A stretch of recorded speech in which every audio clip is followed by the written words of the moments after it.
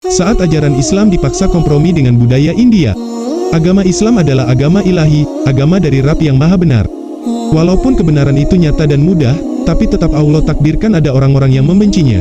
Mereka melakukan makar, mereka buat pengaburan terhadap ajarannya, bahkan sejarahnya, tokoh-tokoh baik semisal Harun al-Rashid, Sulaiman al-Qununi, dibuat buruk citranya dengan kisah-kisah palsu. Sebaliknya, tokoh-tokoh buruk dipuja dan dipuji, dijadikan teladan dan diangkat namanya. Di antara tokoh yang merusak ajaran Islam dan diangkat oleh para pembenci Islam di kalangan orientalis adalah Sultan Jalaluddin Akbar, penguasa kerajaan Mughal di India. Sultan Akbar adalah seorang penguasa yang membuat agama baru dalam kerajaan Mughal, Masehi. Selama masa pemerintahannya, ia berkontribusi besar atas kemajuan wilayah India, bahkan ia tercatat sebagai raja terbesar dalam sejarah India, baik di masa India klasik maupun modern. Dalam perjalanan keagamaannya, Sultan Akbar melewati dua fase pemikiran. Fase pertama berlangsung selama 20 tahun, hingga usianya genap 32 tahun. Pada tahun 982 Hijriah, 1574 Masehi, ia berpegang dengan ajaran Sunni, dan dikenal sebagai seorang yang taat. Ia memegang erat pokok-pokok ajaran agama, mengerjakan salat 5 waktu dengan teratur di masjid. Ia menghormati dan memuliakan para ulama, pengaruh ulama sangat jelas sekali pada dirinya. Adapun fase kedua dari hidupnya adalah fase yang sangat bertolak belakang dengan fase pertama.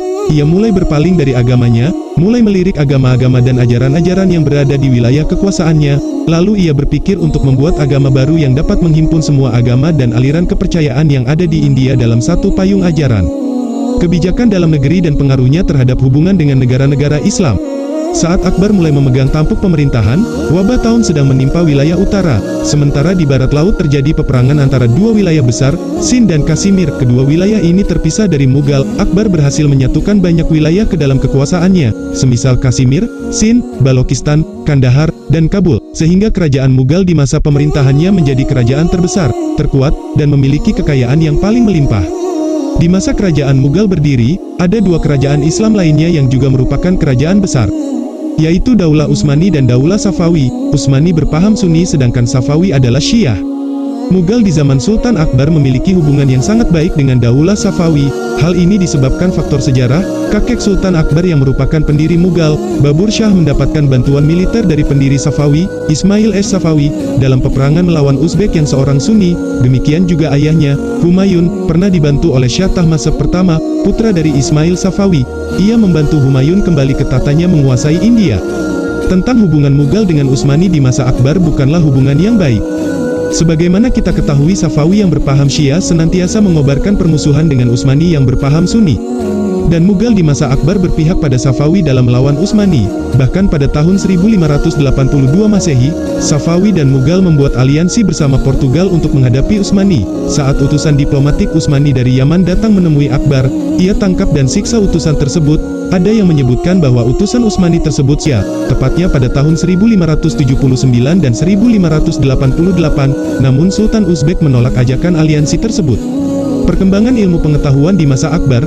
Masa pemerintahan Akbar adalah masa di mana keilmuan begitu pesat berkembang di India.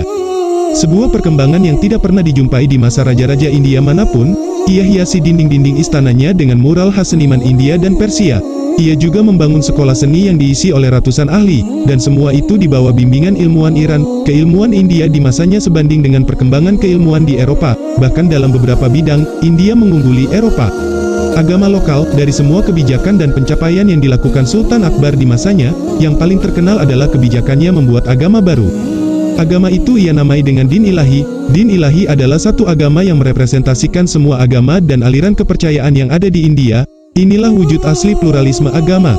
Alasan Akbar membuat agama ini karena rasa cinta dan kasih sayang kepada rakyatnya. Ia ingin menghilangkan kebencian dan perselisihan yang ditimbulkan karena agama dan kepercayaan. Ia ingin mewujudkan toleransi mendalam antara Muslim dan Hindu dalam satu payung agama baru. Tentu ini bentuk toleransi yang berlebihan. Di fase ini, pemikirannya sangat menguntungkan orang-orang Hindu. Mereka mendapatkan berbagai kemudahan, di antaranya dihapuskannya pajak pada mereka yang berkunjung ke wilayah-wilayah suci Hindu. Padahal dari sisi ekonomi nilainya sangat besar, bisa mencapai jutaan rupiah per tahunnya. Loyalitas kepada Hindu lebih nampak lagi tatkala Sultan Akbar tidak mau mencampurkan bawang merah dan putih pada makanan, dan tidak lagi memakan daging sapi dan melarang sapi disembelih. Pada Jumadal Ula tahun 987 Hijriah, 1579 Masehi, Sultan Akbar memasuki fase baru lagi dalam spiritualitasnya. Suatu hari ia mengimami salat di Masjid Jami Fatpur Sayakre Al-Kabir. Seusai salat ia berteriak, Allahu Akbar. Ia umumkan dirinya memiliki unsur ketuhanan, bahwa dirinya adalah seorang yang terjaga dari kesalahan, baik dalam pemikiran dan ucapan. Ia serukan kepada semua orang untuk mengikuti apa yang ia perintahkan. Bagi mereka yang berani membangkang, maka akan disita semua harta mereka. Saat itulah secara resmi ia mengumumkan membuat agama baru, yaitu Din Ilahi. Din Ilahi adalah agama yang mencampurkan ajaran Islam, Sufi ekstrim, Hindu, dan Zoroaster. Terdapat keyakinan tasawuf seperti menitisnya zat Allah pada makhluknya, yaitu Akbar, dialah wujud Allah di bumi. Siapa yang menaatinya juga mengadopsi keyakinan-keyakinan seperti menyembah matahari saat ia terbit, memuliakan api, mengingkari adanya jin, malaikat, hari kebangkitan, dan peristiwa gaib lainnya, mengingkari mukjizat dan kenabian, adanya seruan untuk meninggalkan Islam. Karena Islam adalah untuk orang-orang Arab yang miskin dan lemah, usaha untuk mengganti lafaz syahadat, La ilaha illallah, Muhammadur Rasulullah, dengan La ilaha illallah Akbar Khalifatullah. Akbar juga bersujud kepada matahari dan api di hari Nairus, setiap tahunnya. Ia juga melarang poligami, berusaha mengganti kalender Hijriyah yang berlaku saat itu di kerajaan, dan diganti dengan kalender baru, penanggalan yang dimulai saat ia naik tahta. Penanggalan ini dinamakan kalender ilahi. Pada masanya juga tersebar gerakan kristenisasi yang dilakukan oleh Portugal. Dikirimlah para misionaris ke rumah-rumah kaum muslimin. Mengetahui hal ini, bukannya mencegah, Akbar malah meminta agar para pendeta Nasrani itu dikirim juga ke kota Goa, menjelaskan asas dan filsafat Nasrani kepada penduduk di sana. Pada tahun 988 Hijriah, 1580 Masehi, para pendeta pun didatangkan, dan mereka mendapat sambutan hangat dari Akbar. Ia bangunkan untuk mereka gereja di kota Agra. Tidak hanya itu, ia kirim anaknya, Murad, untuk membantu para pendeta memahamkan akidah Nasrani kepada anak-anak. Melihat kerusakan yang dilakukan Akbar, masyarakat di Mughal tidak tinggal diam. Di beberapa wilayah, mulai terjadi pemberontakan menentang dirinya, seperti di wilayah Kabul, sebuah wilayah Islam yang dipimpin oleh seorang hakim yang beragama Hindu. Ini untuk kali pertama wilayah Islam dipimpin oleh seorang Hindu. Di antara tokoh yang paling vokal menentang Din Ilahi ini adalah Syekh Ahmad Asar Hindi, Syekh Abdullah As-Safanayuri, dan Syekh Abdul Nabi Al-Gangguhi. Wafatnya Akbar wafat pada 30 Jumadal Ula 1014 Hijriah, 13 Tashrinul Awal 1605 Masehi akibat diare yang parah. Tubuhnya semakin lemah dan tak ada dokter yang mampu mengobatinya. Ia dimakamkan di pemakaman yang ia bangun sendiri di kota Agra. Seiring dengan wafatnya Akbar, ajarannya pun menghilang. Demikianlah kisah Sultan Jalaluddin Akbar yang menarik untuk dijadikan pembelajaran. Mudah-mudahan kita semua selalu dalam hidayah, inayah serta makfirah Allah Subhanahu wa Ta'ala. Wallahu alam bisawab.